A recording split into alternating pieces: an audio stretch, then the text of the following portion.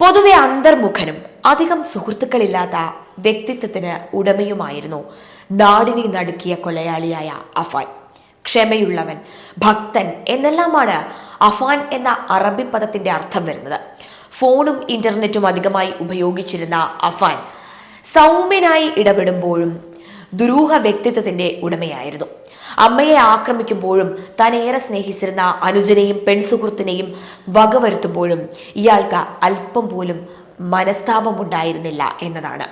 Police സ്റ്റേഷനിലേക്ക് കീഴടങ്ങാൻ പോയപ്പോൾ ഉല്ലാസവാനായി phone ഉപയോഗിക്കുകയായിരുന്നു Affan.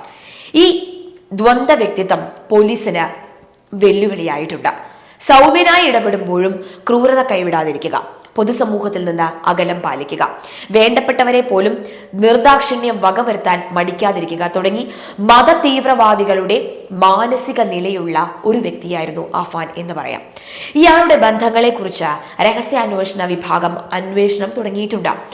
ലക്ഷ്യം വെക്കുന്ന ആളെ തലച്ചോറ് തകർത്ത് ഒരിക്കലും രക്ഷപ്പെടില്ല എന്ന് ഉറപ്പുവരുത്തുന്ന PFIയുടെ ആക്രമണ രീതിയാണ് അഫാനും പിന്തുടർന്നത് എന്നത് നാം ഇവിടെ എടുത്തു പറയണം. PFI ശക്തി കേന്ദ്രമായ കലുങ്കിൻ മുഖത്തിന് ഏതാനും മീറ്ററുകൾ അകലെയാണ് അഫാൻ താമസിക്കുന്നത്. ഈ ഭാഗങ്ങളിലൂടെ രാത്രിയിൽ യാത്ര ചെയ്യുന്നവരെ തടഞ്ഞു നിർത്തി ചോദ്യം ചെയ്യൽ ഉൾപ്പെടെ നടന്നതായി മുമ്പ് പരാതികൾ ഉയർന്നിരുന്നതാണ്. ഇവിടെ ഈ കഴിഞ്ഞ തിരുവോണ നാളിൽ പാതിരാത്രിയിൽ തമ്മിൽ തല്ലി 2 പേർ മരിച്ചിട്ട് അധിക കാലമൊന്നുമായില്ല.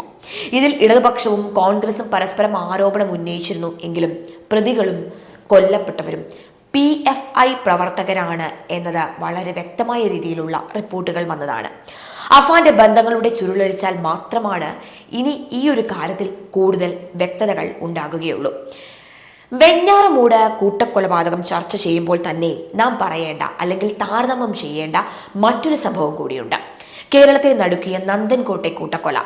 Astral projection ദുർമന്ത്രവാദത്തിന്റെ സ്വാധീനത്താൽ 2017 April 8 Cadell Jinson രാജ എന്ന യുവാവ് അച്ഛൻ പ്രൊഫസർ രാജതങ്കം, അമ്മ ഡോക്ടർ ജീൻ പത്മ, സഹോദരി കരോലിൻ, ബന്ധു ലളിത എന്നിവരെ കൊലപ്പെടുത്തിയത്.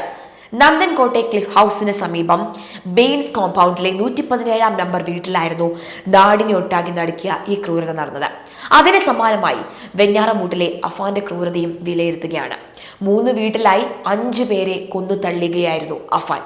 ചെയ്ത ക്രൂരതയെക്കുറിച്ച് കൂസൽ ഇല്ലാത്തവർ എന്നതാണ് കേഡലും അഫാനും തമ്മിലുള്ള സാമ്യത്തെക്കുറിച്ച് കേരള പോലീസ് പ്രതികരിക്കുന്നത്.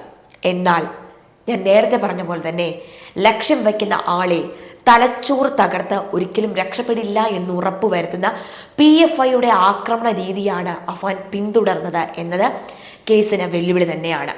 എന്താണ് ഇതിനു പിന്നിൽ പ്രവർത്തിച്ചത് എന്ന് പോലീസിന് എത്രയും പെട്ടെന്ന് തന്നെ തെളിയിക്കാൻ സാധിക്കട്ടെ.